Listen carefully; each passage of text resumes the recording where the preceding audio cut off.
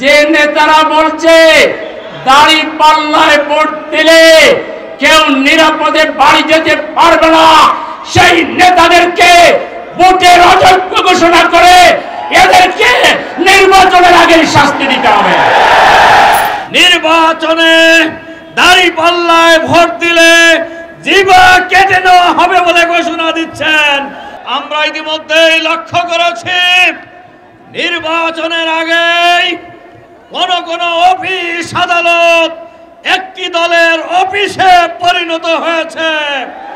আমরা নির্বাচনের আগেই দেখছি কোন দলের কেন্দ্রীয় নেতারা নির্বাচনে দাড়ি পাল্লায় ভোট দিলে জিবা কেটে নেওয়া হবে বলে ঘোষণা দিচ্ছেন।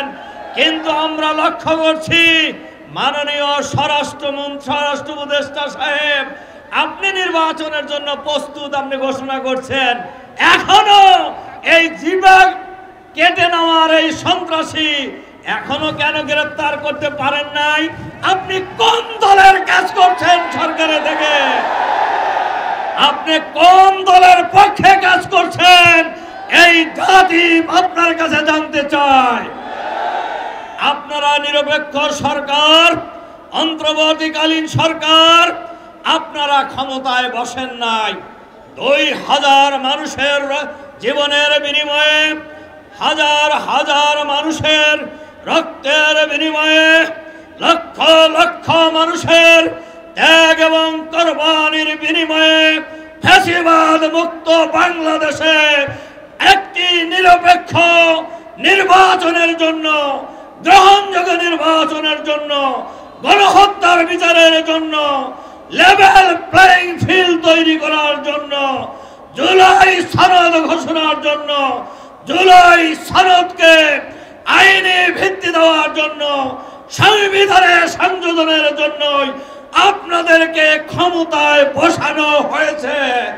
সুতরাং আপনারা যদি সেটা ভুলে যান, আপনারা দেখেছেন ফ্যাসিবাদ বিরোধী আন্দোলনে মানুষ কিভাবে আন্দোলন করেছে, জীবন দিয়েছে, রক্ত দিয়েছে, বুলেটের সামনে বুক পেতে দিয়েছে, পিছে হটে নাই।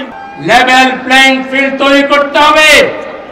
যে নেতারা বলছে দাড়ি পাল্লায় ভোট দিলে কেউ নিরাপদে বাড়ি যেতে পারবে না, সেই নেতাদেরকে ভোটের অযোগ্য ঘোষণা করে এদেরকে নির্বাচনের আগে শাস্তি দিতে হবে।